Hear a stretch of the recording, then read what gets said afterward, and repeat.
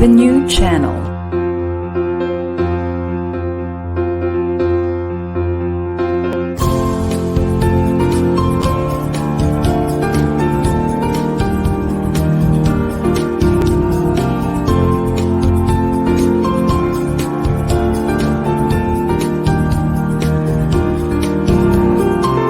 The new channel. Hashtag TNC Now.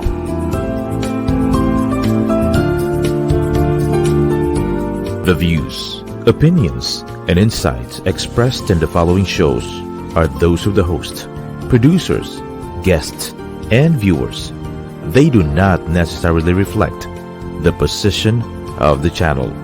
Viewer discretion is advised. Hello and welcome to the new channel. Our passion transforms a community that sees and shares all things new. I am David Rioferio and you're watching Insights and Perspectives on TNC.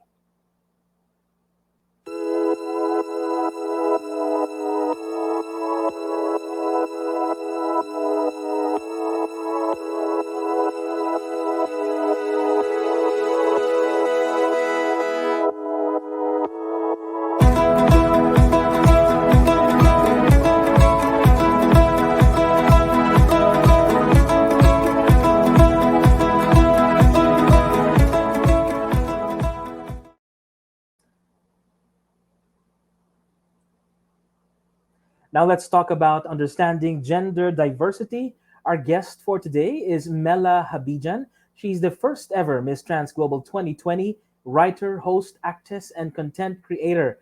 Mela, welcome to the program. Hi David, mabuhay, and to all the viewers out there, magandang umaga, hapon, tanghali, gabi, wherever you are across the globe. Thank you, Mela, for your time. Sabi ko dito kanina, 2020. This was the time of the pandemic. Paano kayo nag-compete noon? Absolutely. Nako, lahat ay ginawa virtual. So I think it was a one of a kind experience because we're used to having pageants on stage in a venue with the candidates parang having a week-long or a 2-week-long gathering in preparation for the pageant night. But what happened with us was we were chosen by June. There was an online application and then chosen by June. And then parang 3 months-long pageant journey siya in which the producers collected videos from us. We shot our swimsuit, our evening gown, our interviews, our talent at the comforts of our homes. And then during the pageant night itself, instead of me holding the hands of my runner-up, Yeah. I was holding the hands of my siblings. So we were waiting for the announcement. So I guess it was more meaningful because I got to celebrate the victory with my family right then and there. Kung iisipin mo, no, one of the best ways siguro of, promoting an advocacy or some things you believe in is through a pageant. Kasi 'di ba, everyone's watching you, you're wearing a crown, and ito pa, first ever winner ka pa, no, nitong Miss Trans Global. Let's talk about DEI or diversity, equity, and inclusivity.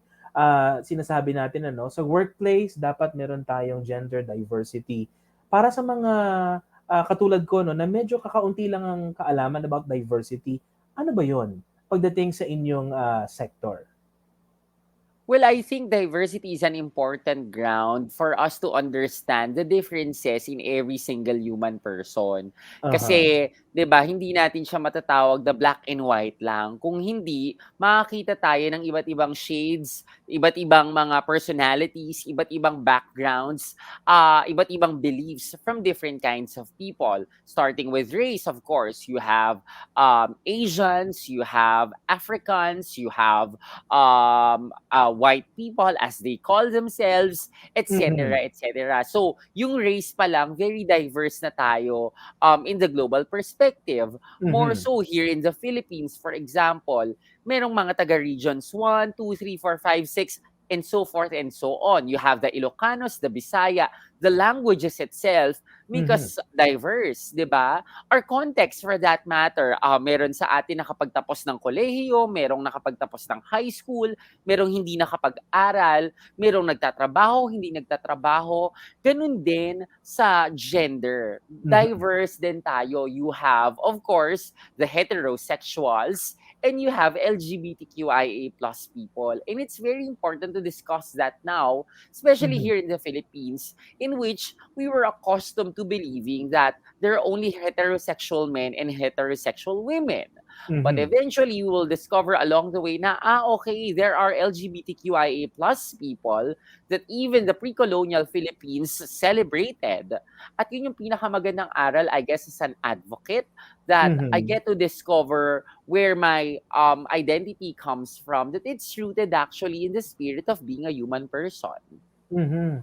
Pinag-usapan natin yung pandemic very briefly, no? So, sa mga nanonood sa atin ngayon, imagine na nagkaroon tayo ng first time ng lockdown, and then naging 2 years na siya, and then, di ba parang ganun siguro, ganun ba yung pakiramdam na, meron ka mga gustong gawin, you wanna go out, you wanna talk to people in terms of gender diversity kapag napipigilan siyang, ma-express? Ganun ba, Mela, ang pakiramdam? Absolutely. I think yun yung parang pinaka-ano, parang you're caged, you're secluded, Mhm. um, not because you also want to feel safe. You Uh-huh. don't want to experience violence. You don't want to experience the dangers of coming out and then eventually um, aasarin ka, Oo. i-discriminate ka, more Mhm, so, mhm. mayroong mga LGBTQIA plus people na sinasaktan. And I Oo. think yun talaga yung isa sa mga pinakamasasakit na realities of being a queer person, because you're already subjected to a lot of prejudices.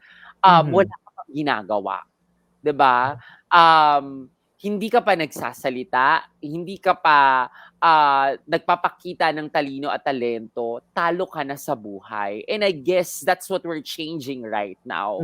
Because Mhm. in the landscape of being who you are, you can be heterosexual, we can be LGBTQIA+, we can share dynamics, realities, perspectives, and coexist at the same time para at least makita natin na kung ano ang karapatan mo, karapatan ko rin. Kung ano ang kakayahan mo, maaari kong ma-complement ng mga bagay na kaya ko ring gawin. So, pare-parehas at pantay-pantay tayo bilang tao. Mhm, I'd like to underscore yung sinabi mo na you're thinking about your safety when you go out. Siyempre sa mga nanonood hindi lang po 'yan physical. Meron ding 'di ba yung emotional and mental wellness dapat pinangangalagaan. So, can you walk us through dun sa mga nakilala mo halimbawa or nagshi-share sa'yo ng mga struggles nila? Um, ano ba, meron bang pinagkaiba kapag early on, nabanggit mo na-declare mo na that you're proudly within this sector, or kapag late na siya, meron bang nagsisi na dapat pala sinabi ko earlier pa?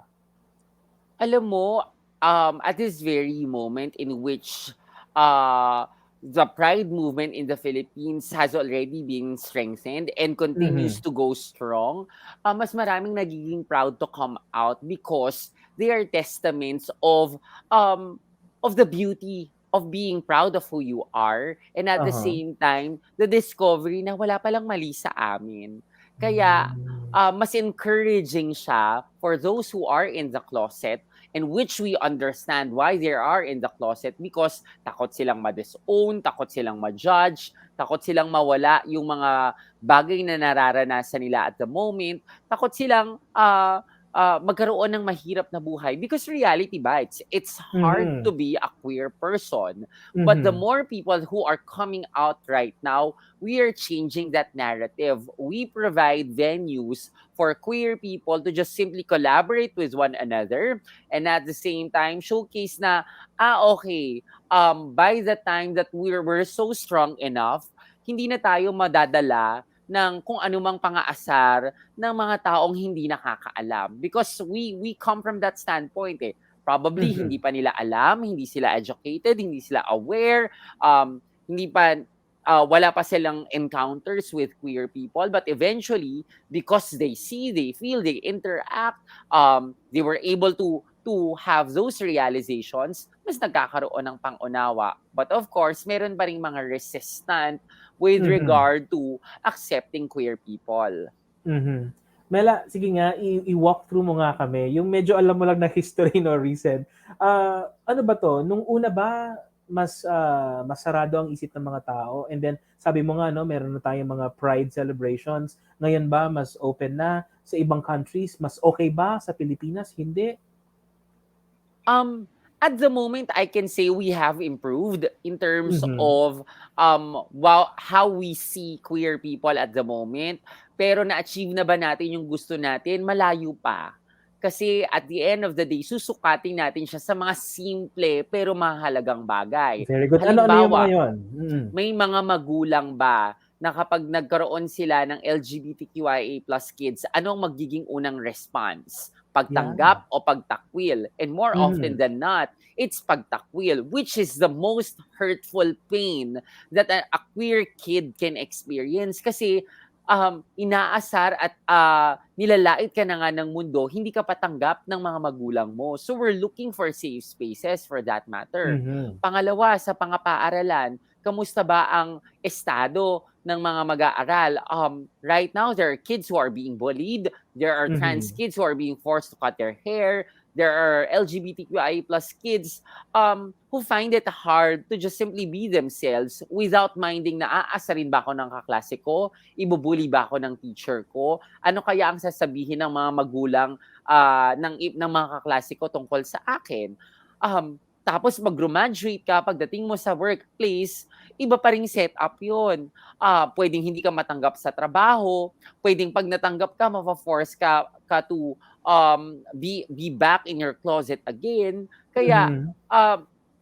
nandun yung spirit of takot kasi hindi mo alam kung mabubuhay ka ba ng ligtas sa mundong ito na paglabas mo pa sa mga simpleng kalye, yung mga taong hindi mo kakilala, pwede kang i-catcall ng mga Aha. drivers, tricycle drivers, truck drivers, or kahit sinong bystanders. Pwedeng tignan ka from head to toe ng mga taong simbahan na nakakasalubong mo.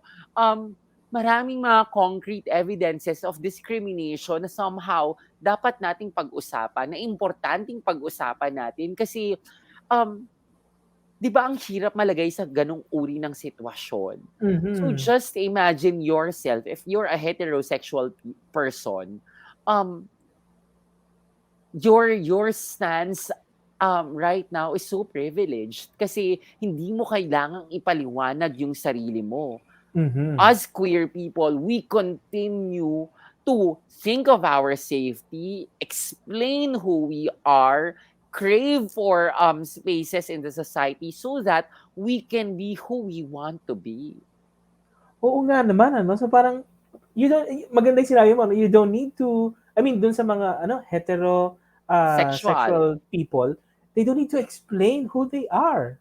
Oo nga naman, parang 'di ba parang walang pinagkaiba sa mga ibang ano 'no, mga struggles ng kasamahan natin, sa pamilya or sa community na halimbawa kung ikaw ay person with disability, so kung meron kang wheelchair, hindi ka makaakyat basta sa mga lugar na ano, kasi nga hindi siya designed for you. So Mhm. in this kind of world na parang ano, tama ba hindi siya designed for you, hindi ba kayo napapagod? Yung mga advocates na tulad mo, mga hardcore na talagang, you know, from time to time, you speak, you go to interviews, conferences, how do you recharge? Um, I see to it that I read messages of love from younger kids. Uh-huh. Kasi sila yung inspirasyon ko on why I became an advocate, on why I am Mhm. strong in our advocacy, because they need role models along the way. I mean, on my end, lagi ko itong kinakwento, I did not have a role model na, okay, merong isang Mhm. trans person na inabot niya ang kanyang mga pangarap. I thought it was impossible to live by my dreams. But just merely expressing who I am, being firm with what I believe in terms of my identity, showing people what I've got, and being loved by my family contributed to realizing my dreams now. So, as I am given a platform to present and represent myself as a trans person who's eager to fulfill her dreams. Sana makita yon ng mga bata na kaya, posible, at dapat sinisikap natin na linangin ang ating mga talento kasi magtatagumpay at magtatagumpay tayo. Ang saya ng interview na to, no? Deep dive agad talaga tayo dun sa mga issues, and we're so thankful na ang galing mong mag-explain ng iba't ibang mga issues and concerns. Doon muna tayo sa LGBTQIA+. How do we address, or how do we speak properly about those terms? Ano ba yung paano kami dapat makikipag-usap ng maayos, politely, respectfully? Kung paano natin gustong itrato yung sarili natin. Of course, all of us want to be grounded on a respectful treatment. Ganun mo rin dapat pakitunguhan ang kahit na sinong tao, regardless of gender, regardless of status in life, regardless of age, regardless of whatever beliefs they have. Yun lang yung standpoint na kailangan natin. Kasi minsan tinatanong natin, natatakot ako na baka mamaya ma-call out ako or whatever. Babalik ka lang sa ground. Paano mo gustong pakitunguhan ka ng ibang tao? And I guess, magandang leverage yun kung paano mo pakikitunguhan yung iba. Kasi hindi mo na kailangan mag-isip. Gusto mo ba na ikaw ay wini-welcome, niyayakap sa isang espasyo, di mag-welcome at magyakap ka rin ng queer people. Gusto mo ba na ikaw ay niningitaan, ngumiti ka sa ibang tao? Gusto mo ba na ikaw ay na-address, binibigyan ng po at opo? Di magbigay ka rin ng po at opo. What you want to receive, give it out so that people can understand na ganito niya rin gustong pakitunguhan. Galing, very practical yung approach mo. Ganito, itong mga letters na to, bigyan mo kami ng 2 or 3, explain mo naman sa amin para mas lumawak yung pag-intindi namin, tsaka yung mga nanonood sa atin. Ano bang ibig sabihin ng mga ilan doon? Para lang ma-appreciate pa namin mas maigi. Maraming salamat sa pagpa-provide ng venue for me to explain the queer alphabet. But of course, a reminder to all viewers, hindi mo kailangang malaman kung ano yung ibig sabihin nila right there and then. Kasi yung iba sasabi nila, ang dami-dami naman, kaya may apprehension eh. Diba? Nandun yung apprehension. Siguro ang una kong tip is, pumunta ka sa National Bookstore at bumili ka ng crayon.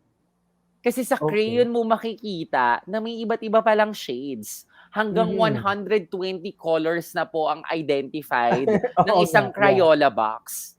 At doon mo ma-define na, katulad ng napakaraming kulay, ganun din karami ang shades of gender and sexuality.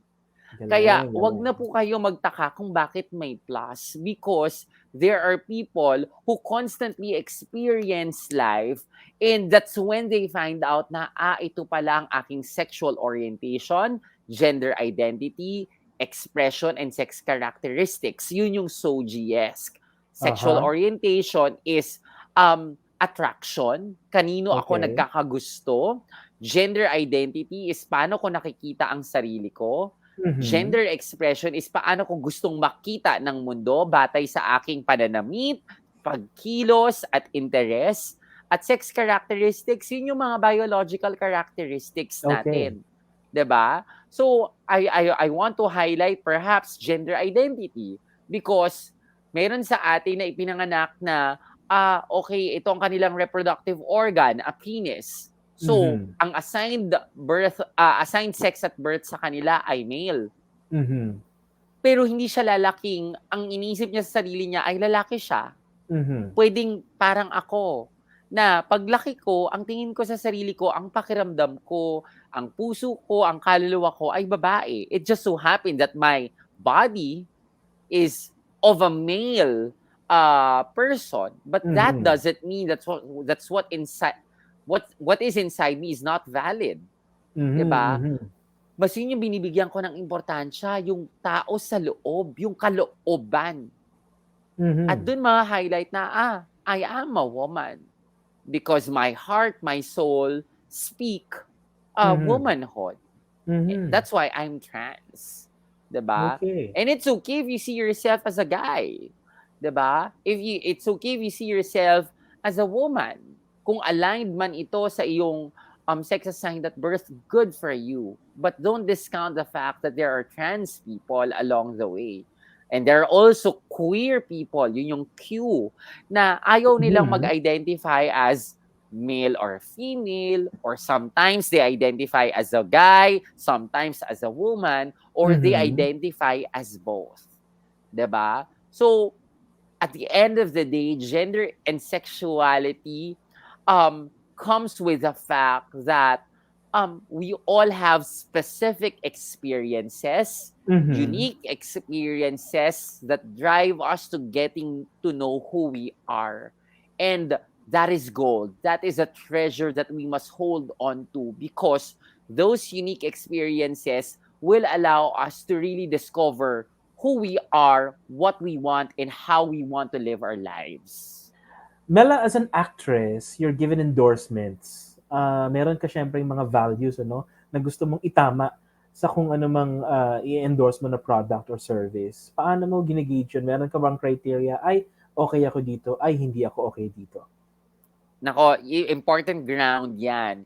Yung value mirroring. I don't Mhm. want to support brands who are not really living by the things that I advocate for. Mhm. Example, if I am for diversity, equity, and inclusion, dapat yung company that makes a certain product should Uh-huh. also be exercising diversity, equity, inclusion. Kasi impossible na um, i-endorse ko sila tapos discriminatory naman pala sila sa queer Mhm. people, sa women who age, sa Mhm. PWD, sa marginalized people. Hindi pwede because that's what I stand for. So Mhm. I ensure first that when a brand or a product reaches out to me, um, I ask them, what are your inclusive policies? 'Di ba? Do you have queer employees? How do you treat them? So yun yung mga bagay na mahalagang pinag-uusapan bago ako nag endorse ng mga produkto, because I want to stand for and stand with companies, brands who also help us change our lives and be at its best, because yun ang pinakakailangan ng marginalized people, opportunities that can transform their well-being. Mm. Among those who advocate for you, ano, for the sector, meron ka bang nako-call out na, "Uy, sobra na 'yan, dapat hindi ganyan. Uy, mali 'yan." Or, "Uy, kulang pa 'yan, dapat ganito." Uh, Puwede mo i-share? Interestingly, yes.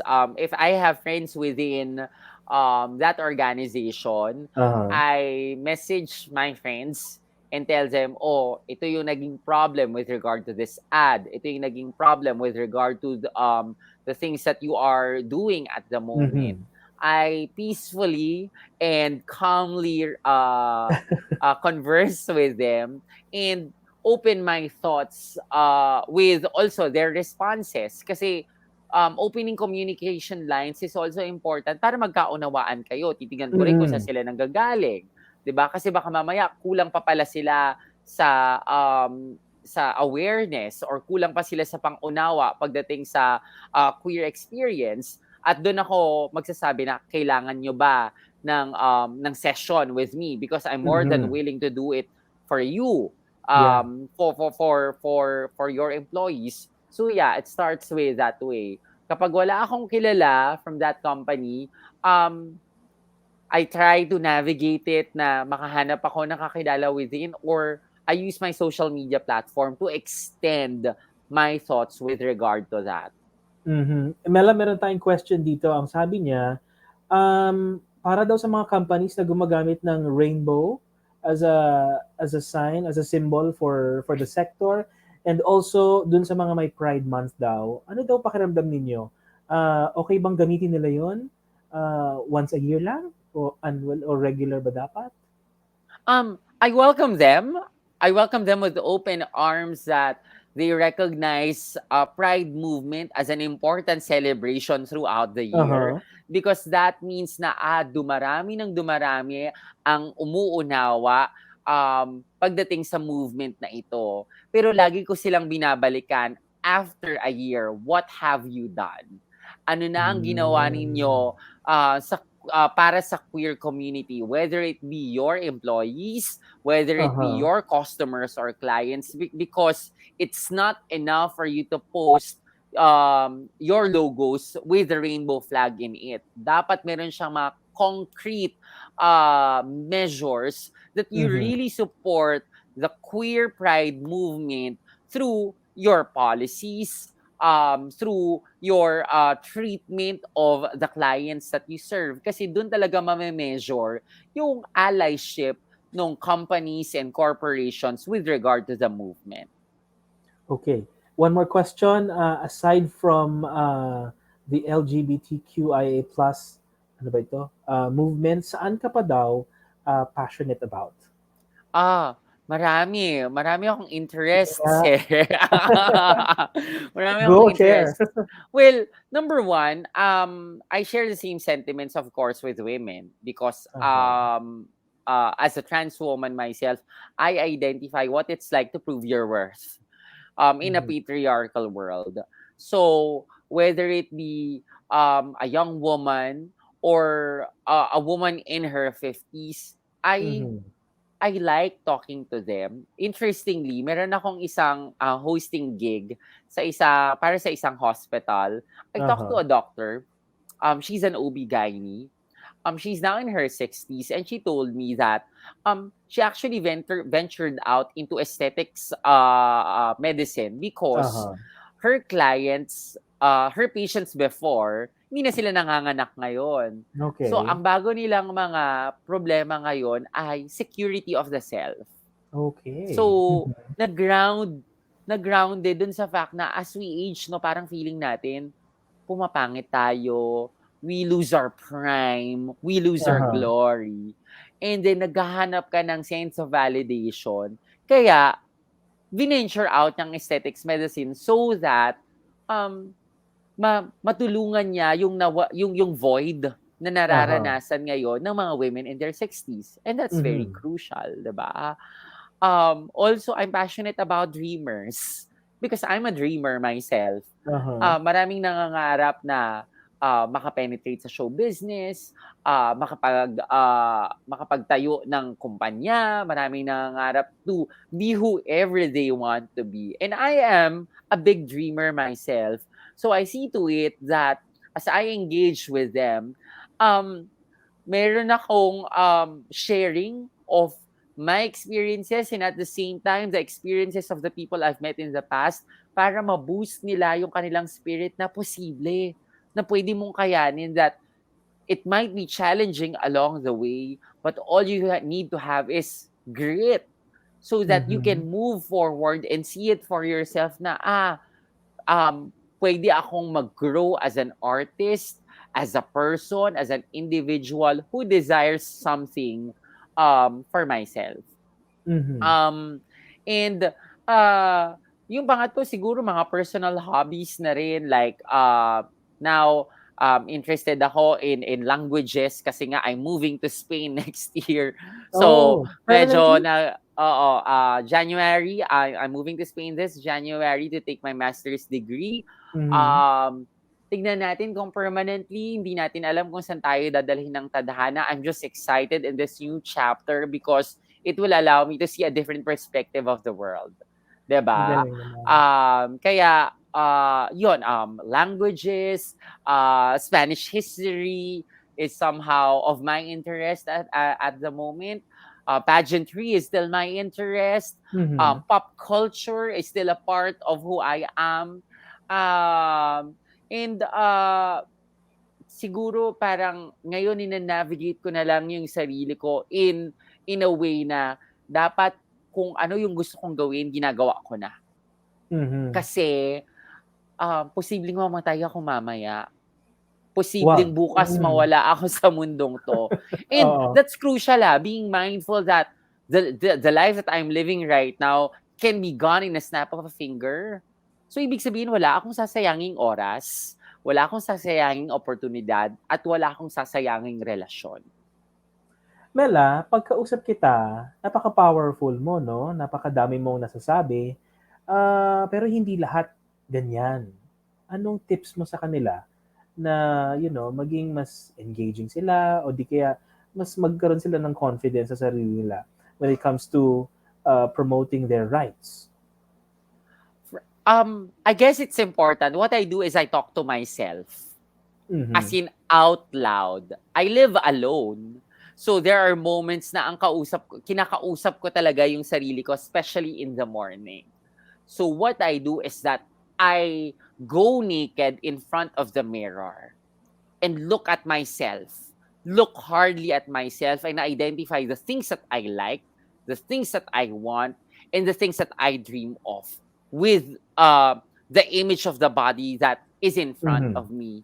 Kasi yung appreciation of the self, dun ko nag-ground yung courage to dream more, yung passion to talk more, yung excitement to live my life kahit may mga bad days along the way.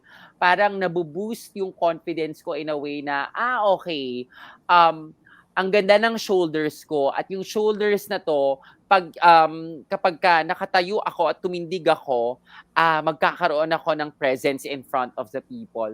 So somehow, I guess, try to be in touch with who you are. Do not be afraid to listen to your voice. Do not be afraid to look at yourself in front of the mirror, because when you are at peace, when you are at peace with who you are, dun ka nagkakaroon ng ground for reflection na ang sarap palang mabuhay. And you don't want to lose that. Friends, the first ever Miss Trans Global 2020, writer, host, actress, and content creator, an inspiration and a dreamer, Mela Habijan. Maraming salamat for joining us. Thank you so much. It's a pleasure to talk to you, David. I'm David Riaferio. Thank you for watching Insights and Perspectives. God bless you.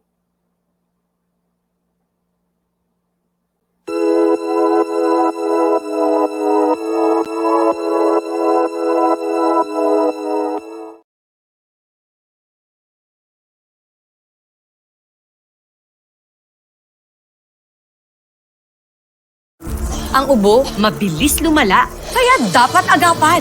Dapat New Solmux Advanced Syrup. May 2 times zinc para ang ubo, imbis na lumala, tulungang mabilis mawala. New Solmux Advanced Syrup. Unilab yan.